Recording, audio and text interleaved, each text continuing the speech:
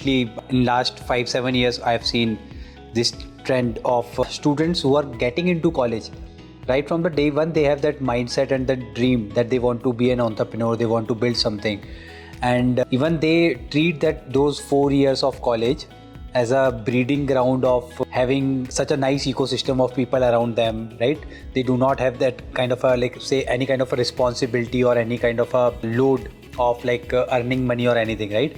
They are staying in the hostel. They have batchmates who can be their co-founders or employees right away. They have those people who can be their customers also, who can be like the testing ground for their product or services, right? So that way I feel this is the best time. Like of course during our time it was not that much prevalent. We didn't know much about entrepreneurship, but having known about that thing and having so many resources also, like most of the things you know how to operate, how to build. Basically, like if you face any or find out any problem, you can decide a solution among yourself by brainstorming. Then you have all the resources available on internet, and maybe if you have to do some operations, there are labor or people around you who can do that. And even small seed funding, that could be something I think that a institute can give as a support, which can be very minimal because these students are anyway studying right now. So I feel this is a very good initiative, and definitely things will turn in this direction.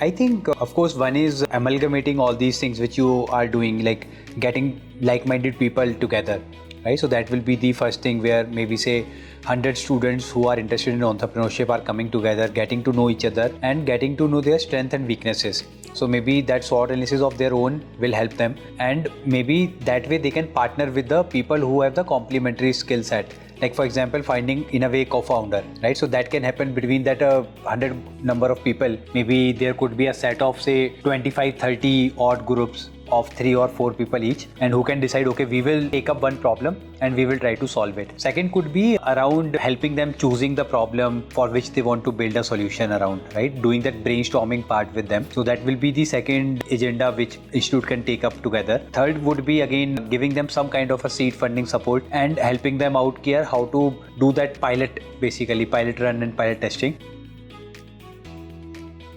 I feel it would be more around courage and conviction, because like especially in Indian societies, it is not easy to go against your parents' will and peer pressure and all those things, right? So even though you know from inside that you want to pursue something else, but still having that courage and confidence to face your parents' desire or your peer group who is going to maybe ridicule you or maybe ask tough questions, right?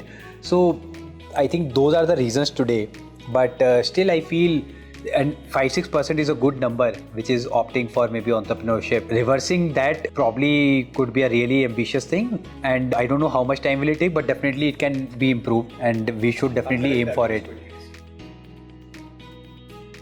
I think most of the ideas I feel generally come out of your own situation or the problem you have faced as an individual, right? And you start relating as a founder, okay, is this problem is just my problem, or there are like a lot many people outside who are having the similar problem?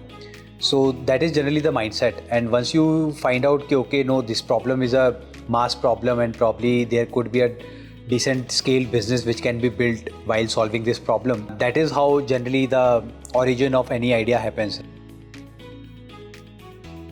So I think both FITSO and Healthifyme have a mass approach of helping people with their health and fitness. In FITSO, we were providing sports facilities where people who want to learn swimming or want to start playing tennis or any racket sport, badminton, etc., they can take a membership and they can go across all the centers which are there in the city. In Healthifyme, of course, we are providing the app through which you can track your calories and food. So nutrition is, I think, I would say the 90% of your health and fitness. 10% is the exercise part, right? So if you're not taking care of your nutrition, like whatever you do in fitness, you are going to get very less like number of benefits, right? But if you're taking care of your nutrition and you are even say laxing a bit in your fitness, still you will be in a good health, good shape. So that is what I think in general, that is a use case for any common person to athlete. In Healthify, of course, we are providing the free app where you can track your calories, you can see what you should eat, when you should eat, what exercise you should do, how you should do. So all those things are provided, and then of course if you want to hire a human coach, right, so that is there. I think infrastructure, of course, I haven't seen fully, but I like the football ground I've seen when I was entering, right, and it's a huge campus, so which is always beneficial. And second most important thing is that you have a good hostel facility for the students.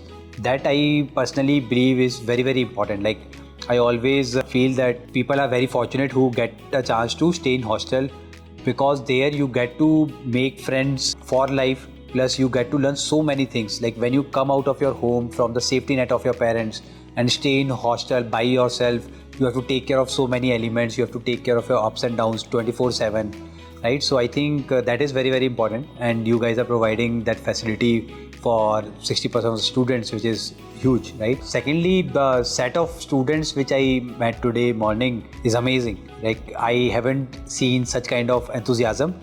Even in IT Delhi, I've given so many talks and speeches. I've never seen such an enthusiasm there, right? So maybe it is because of the generation has changed. Could be like people are more exposed to the knowledge and they are more inclined towards starting up of their own. They have those questions for having deep understanding, basically. So it's not like they are just asking question for the sake of asking it, right? They were like, I felt they are actually trying to extract the answer of it. They are actually trying to find the answer for those questions, which is really good thing.